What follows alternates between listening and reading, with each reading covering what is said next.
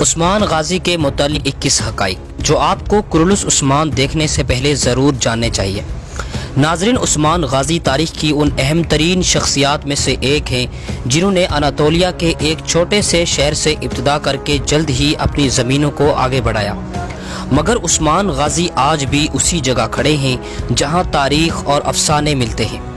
مطلب یہ کہ ان کے بارے میں بہت سی مشہور باتوں کو تاریخ دان ماننے سے انکاری ہیں، مگر وہ باتیں ترک روایات اور قصے کہانیوں میں صدیوں سے چلتی آ رہی ہیں۔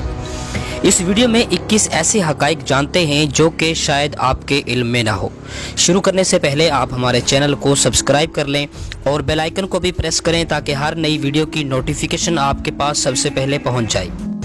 نمبر 1، عثمان غازی کی تاریخ پیدائش صحیح طور پر معلوم نہیں، لیکن آپ 13ویں صدی عیسوی میں اوغوز ترکوں کے ایک قبیلے کائی میں پیدا ہوئے اور یہ قبیلہ 10ویں صدی میں مسلمان ہوا تھا۔ اس کا مطلب یہ ہے کہ آپ مسلمان ماں باپ کی اولاد تھے۔ عام طور پر یہ کہا جاتا ہے کہ آپ 1258 عیسوی میں پیدا ہوئے، مگر یہ بھی ایک اندازہ ہے۔ نمبر 2، 15ویں صدی میں آپ کے بارے میں کچھ بھی تحریری طور پر موجود نہ تھا اور نہ ہی عثمان غازی کے دور کے بارے ان کے دور کے کسی تاریخ دان کی کتاب ملتی ہے۔ مثلاً اس زمانے میں کئی بازنطینی مورخ مشہور تھے جن میں جارج قابل ذکر ہیں۔ شاید یہی وجہ ہے کہ تاریخ دان عثمان غازی کے دور حکومت کو بلیک ہول کا نام دیتے ہیں۔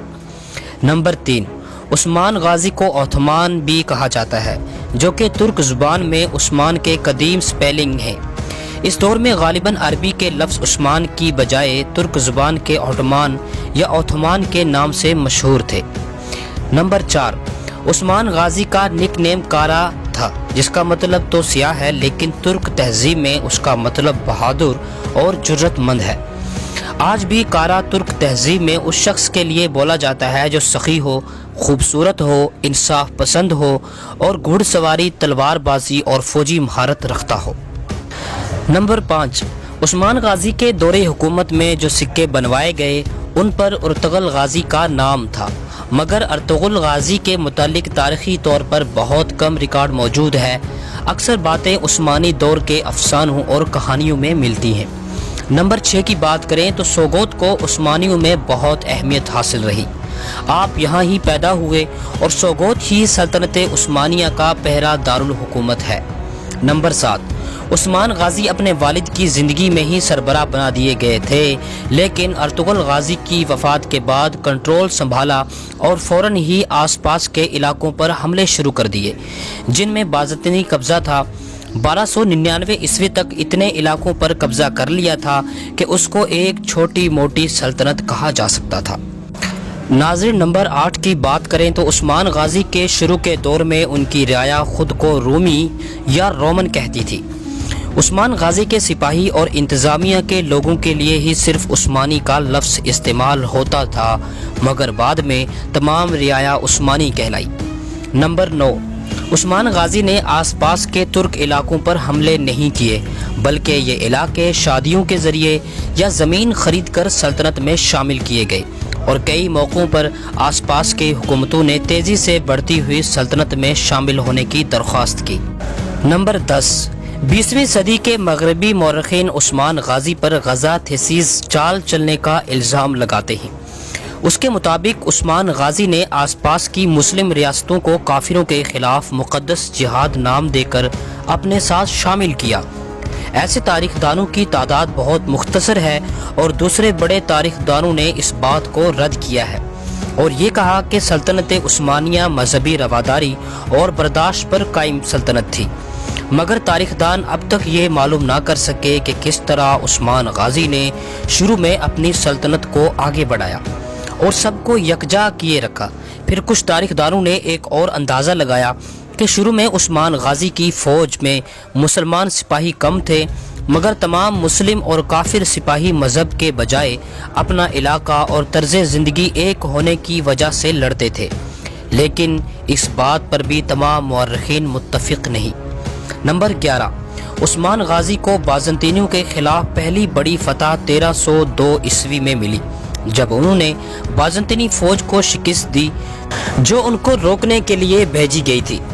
عثمان غازی نے 5000 سپاہیوں کے ساتھ بیفس کے باہر ایک بڑی بازنطینی فوج کو شکست دی، جو کہ ٹرننگ پوائنٹ تھا، کیونکہ بازنطینی اس کے بعد اناطولیہ سے پیچھے ہٹنا شروع ہو گئے۔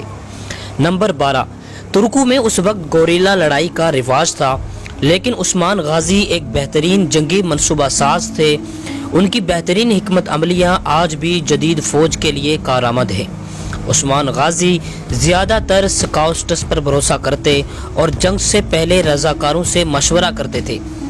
جنگ سے پہلے اور درمیان میں خوراک اور ہتھیار احتیاط سے تقسیم کرتے۔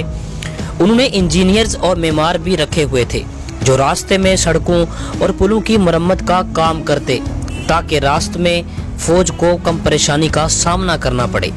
نمبر 13، عثمان غازی نے کسی بھی علاقے کو فتح کرنے کے بعد مقامی لوگوں کے رسم و رواج اور مذہب میں دخل اندازی نہیں کی۔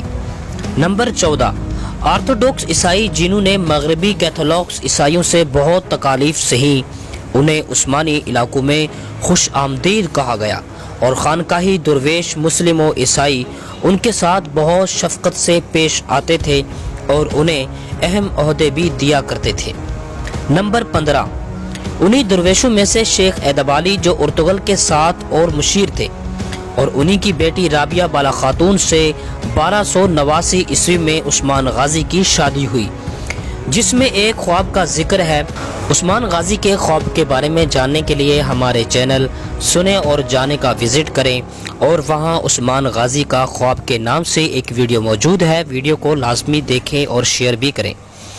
عثمان غازی کی دوسری شادی ملہن خاتون سے ہوئی، جو کہ اہم مقامی سردار عمر بے کی بیٹی تھی، جن سے اورحان غازی پیدا ہوئے، جبکہ رابعہ بالا خاتون سے ایک بیٹا پیدا ہوا جس کا نام علاؤدین پاشا تھا۔ یہ دونوں سوتیلے بھائی تمام زندگی ایک ساتھ رہے اور ان کا آپس میں بہت پیار تھا، اور وفات کے بعد بھی ایک ہی مقبرے میں دفن ہوئے۔ رابعہ بالا خاتون اور ملہن خاتون نے ان کی تربیت اس طرح کی تھی کہ ان میں تقوی اور للہیت دونوں نمایاں تھی۔ اس کی ایک مثال یہ ہے کہ جب عثمان غازی کی وفات ہوئی تو تب اورحان غازی نے اپنے بھائی علاؤدین پاشا کو تجویز دی کہ وہ اس سلطنت کو برابر تقسیم کر کے اس پر حکومت کر لے، مگر علاؤدین پاشا نے انکار کر دیا۔ ان کو یہ گوارا نہ تھا کہ ان کے والد کی بنائی ہوئی سلطنت 2 حصوں میں تقسیم ہو جائے، اور انہوں نے رضاکارانہ طور پر اقتدار اورحان غازی کے حوالے کر دیا۔ اورحان غازی نے وزیر بننے کی پیشکش کی، جو انہوں نے قبول کر لی۔ علاؤدین پاشا اور اورحان غازی کی وفات تک بہترین دوست، مشیر اور وزیر اعظم رہے۔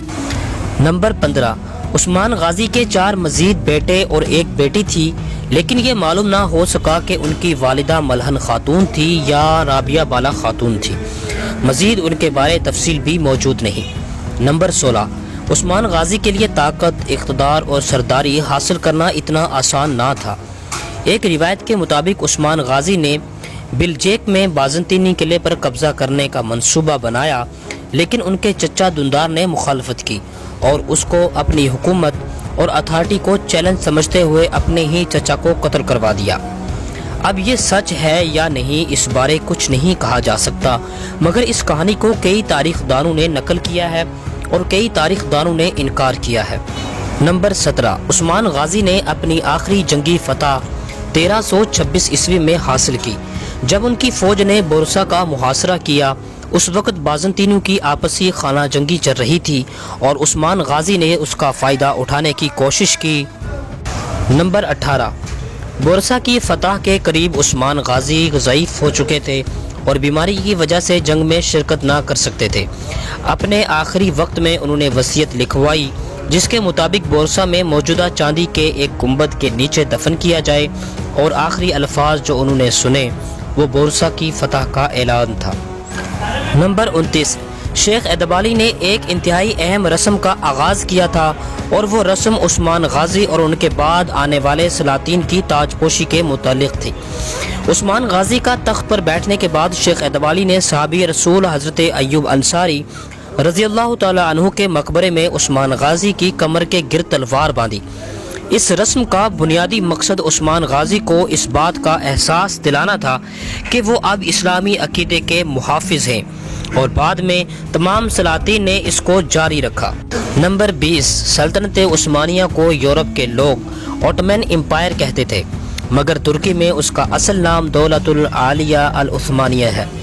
نمبر 21، 1801 عیسوی میں بورسا میں آگ بھڑک اٹھی تھی، جس سے عثمان غازی کا مقبرہ کافی حد تک جل گیا تھا، جس سے ان کا تابوت نمایاں ہو گیا تھا۔ جبکہ 1855 عیسوی میں جب زلزلہ آیا تو عثمان غازی اور اورحان غازی کے مقبرے کی عمارت مکمل تباہ ہو گئی تھی۔ ان کے یہ مقبرے بازنطینی طرز تعمیر پر بنے ہوئے تھے، مگر جب دوبارہ بنائے گئے تو عثمانی طرز تعمیر پر بنائے گئے۔ تو ناظرین، یہ تھی عثمان غازی کے متعلق 21 حقائق کی مختصر سی ویڈیو۔ مزید ہسٹوریکل ویڈیو دیکھنے کے لیے ہمارے چینل سنے اور جانے کو ضرور سبسکرائب کریں اور بیل آئیکن کو بھی پریس کریں تاکہ ہر ویڈیو کی نوٹیفیکیشن آپ کے پاس سب سے پہلے پہنچ جائے۔